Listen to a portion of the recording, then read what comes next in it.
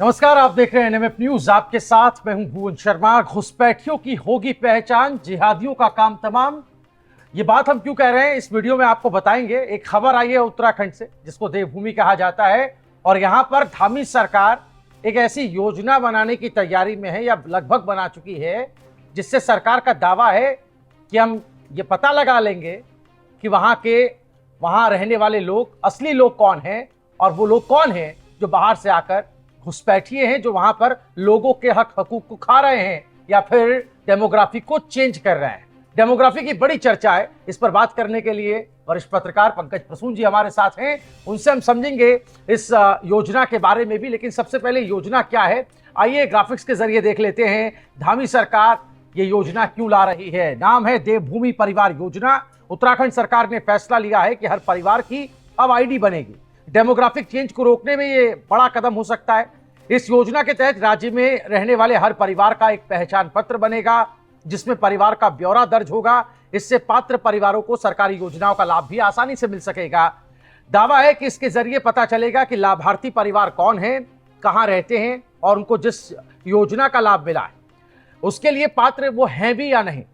अगर कहीं भ्रष्टाचार या खामियां हैं तो वो इस योजना से तुरंत उजागर होंगी, ये भी दावा किया जा रहा है। तो ये आपने देखा इस योजना के बारे में जो जानकारियां थी। मुख्यमंत्री पुष्कर सिंह धामी ने इस पर क्या कहा है, चलिए ये भी आपको पहले बता देते हैं। वो कह रहे हैं कि उत्तराखंड देवभूमि और उसकी सांस्कृतिक और आध्यात्मिक छवि है। ऐसे में उत्तराखंड में रहने वाले लोगों को जो सरकार की योजनाएं मिल रही हैं, क्या वो आम व्यक्ति तक पहुंच रही हैं, उनकी प्रगति क्या है, इसके लिए देवभूमि परिवार योजना शुरू की जा रही है। डेमोग्राफिक चेंज को रोकने के लिए भी ये योजना, सीएम धामी का कहना है कि ये योजना उसके लिए भी कारगर साबित होगी।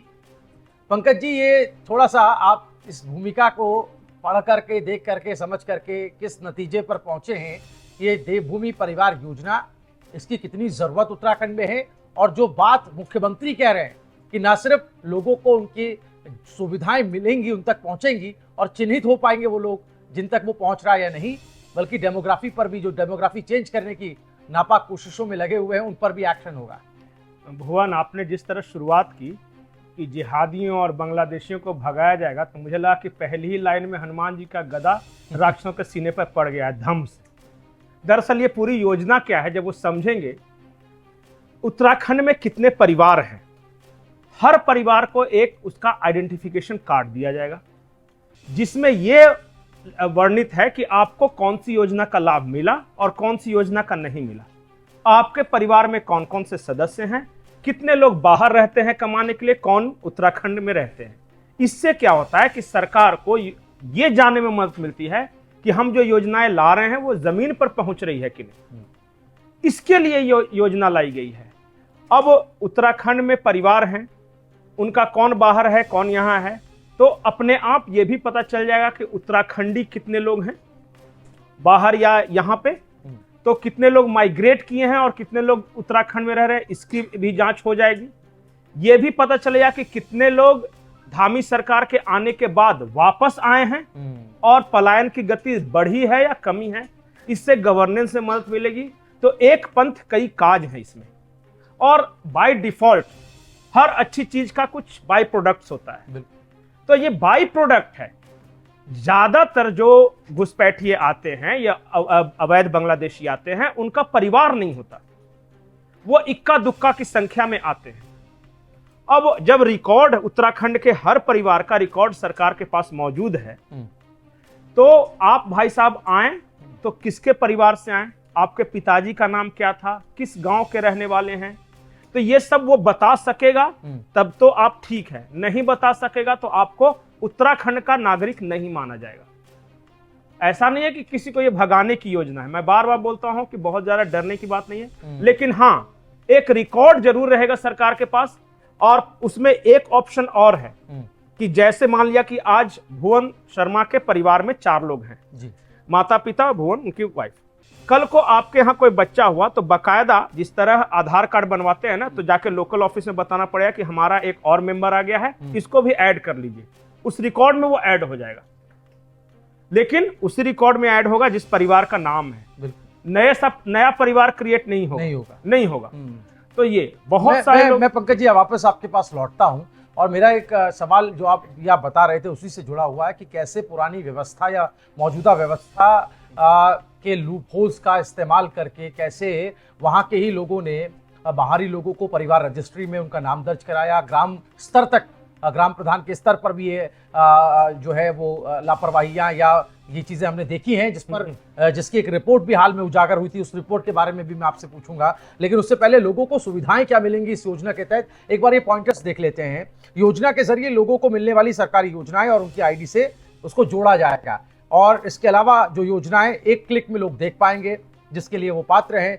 संबंधित परिवार कितनी योजनाओं का लाभ ले चुके हैं और कितना बाकी है, इसके बारे में भी पता चल सकेगा एक क्लिक में, यानी कि ट्रांसपेरेंसी रहेगी। और डिजिटल पासबुक मिलेगी जिसमें योजनाओं का ब्यौरा होगा। ये सबसे महत्वपूर्ण बात है। पंकज जी, मैं जिस घटना का जिक्र कर रहा था वो बार बार जब भी डेमोग्राफिक चेंज की बात आती है तो वो हाईलाइट होती है, क्योंकि वो हाल की घटना है।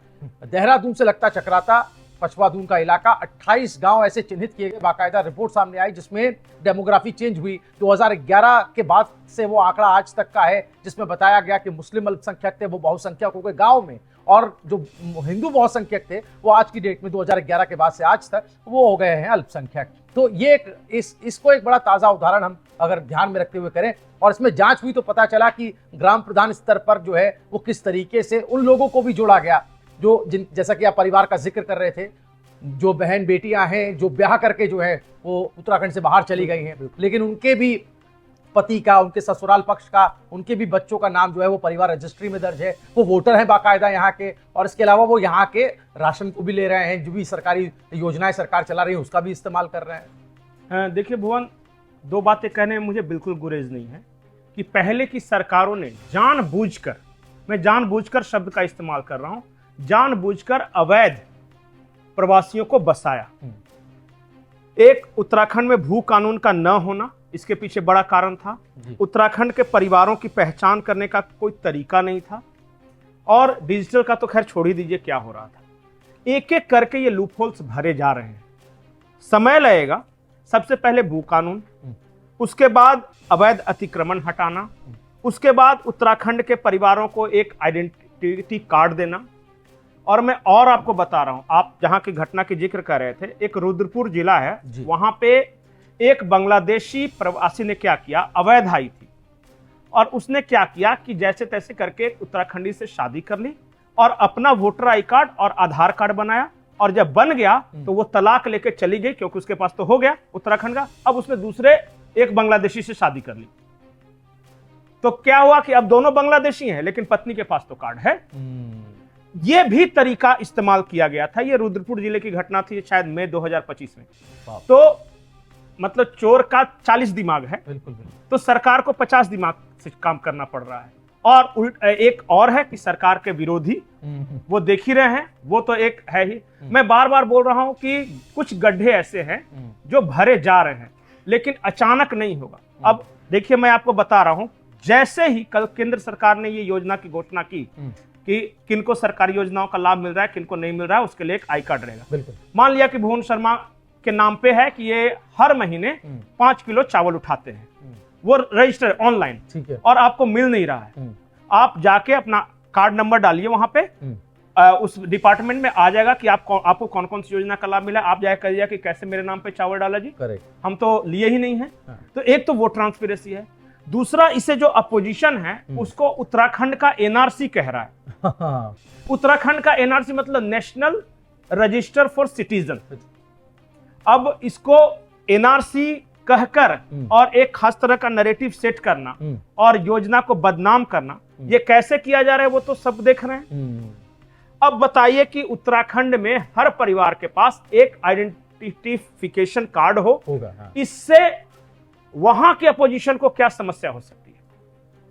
दूर दूर तक आप सोचिए, सिर्फ इस बात के कि और अवैध बांग्लादेशी या प्रवासी नहीं आ सके। समस्या की जहां तक आप बात कह रहे हैं, अभी तो हमने सदन में भी देखा, स्पेशल सेशन बुलाया गया था जब राष्ट्रपति वहां पर आई हुई थी, और उस वक्त रजत जयंती का उत्सव मनाने के लिए और उस मौके पर एक स्पेशल सेशन कॉल किया गया था। उसमें भी ये बात उठी थी, और उसमें कांग्रेस के जो विधायक हैं, नेता हैं, उन्होंने जो अवैध मजारों पर और अतिक्रमण जो हुआ है, जो कब्जा मुक्त जमीनें, सरकार एक मुहिम चला रही है वहां पर लैंड जिहाद को कैसे खत्म किया जाए, उस पर भी कहीं ना कहीं ऑब्जेक्शन जताया था कांग्रेस ने वहां पर, वो तो हमने सामने ही देखा था, ये कहते हुए कि एक पक्ष एक समुदाय पर ही आप कार्रवाई कर रहे हैं। मैं आखिरी बात ये कहूंगा कि जब बाहर के लोग अवैध अप्रवासी जब आते हैं ना, तो वो सिर्फ आपकी नौकरियां या आपकी जमीनें नहीं लेते, वो आप पे सांस्कृतिक और आध्यात्मिक हमला भी करते हैं।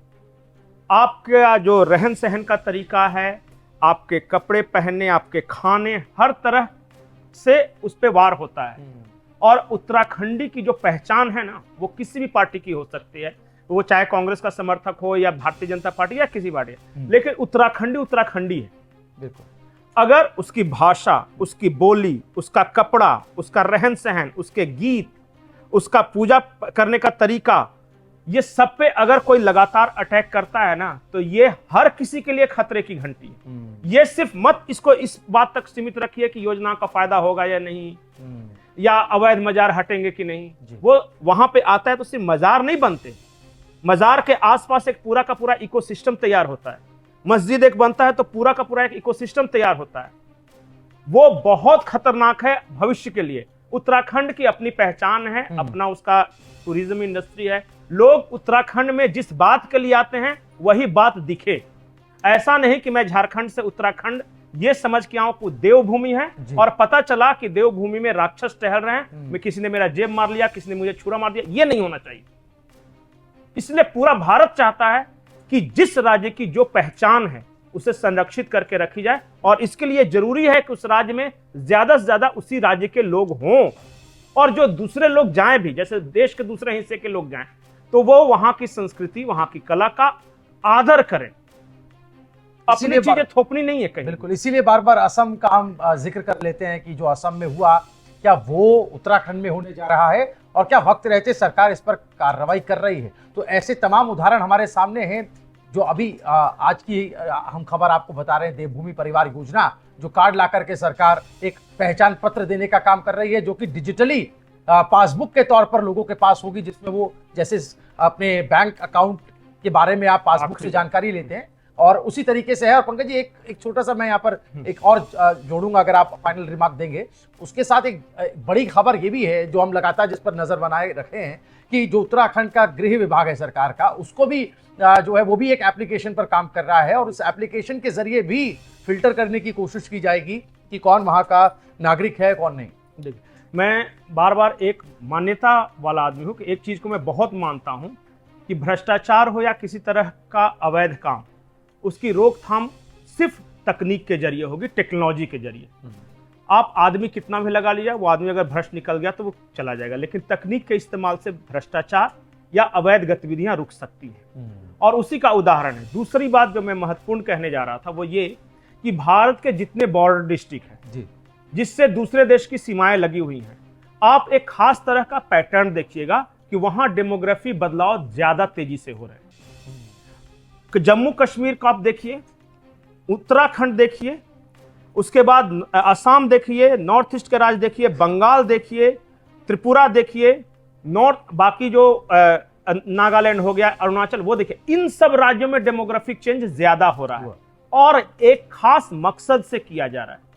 डेमोग्राफिक चेंज मतलब आपकी देश की सीमाएं कमजोर, वो ज्यादा पोरस बॉर्डर होंगे, लोग आता जाता रहेंगे। ये आने वाले वक्त में भारत के संप्रभुता के लिए, भारत के लिए बहुत खतरनाक है। इसलिए सिर्फ इसे उत्तराखंड के परिप्रेक्ष्य में न देखें। मैं तो चाहता हूं कि हर बॉर्डर स्टेट में इस तरह की कोई योजना हो कि उस राज्य में जब बाहर का कोई आए तो उसको आइडेंटिफाई करना आसान हो जाए। अब क्या तरीका होगा उस राज्य की, वहां के राज्य सरकारें तय करें या केंद्र उनके साथ बैठकर तय करे, लेकिन जिस तरह से पूरा आप देखिए, गुजरात से लेकर आप शुरू करेंगे, जितने भी बॉर्डर स्टेट हैं उसमें अगर सबसे ज्यादा डेमोग्राफी में बदलाव हो रहा है तो ये अलार्म बेल है। बिल्कुल ठीक बात है। और जैसा कि आपने कहा था कि न सिर्फ वहाँ कोई भी अप्रवासी आता है, घुसपैठिया आता है, वो लोग आते हैं जो वहाँ के नहीं हैं या बाहर से आकर के बस गए हैं, वो ना सिर्फ वहाँ के जो नागरिक हैं, वहाँ के स्थानीय लोग हैं, उनके सिर्फ अधिकारों को ही नहीं खाते हैं, उसी पर कब्जा नहीं करते हैं, बल्कि सांस्कृतिक हमला भी करते हैं। और ये बात लगातार मुख्यमंत्री पुष्कर सिंह धामी भी कह रहे हैं, कमिटमेंट बता रहे हैं लोगों को कि हमारी सरकार का कमिटमेंट है कि हम सांस्कृतिक पहचान को उत्तराखंड की दूषित या उसको खत्म होने की जो लोग कोशिश कर रहे हैं खत्म करने की, उनको हम छोड़ेंगे नहीं। तो ये जो डिजिटल आईडी बनाने की जो बात सरकार कह रही है उत्तराखंड में, धामी सरकार, उस पर आप लोगों की राय क्या है और ये कितना जरूरी है,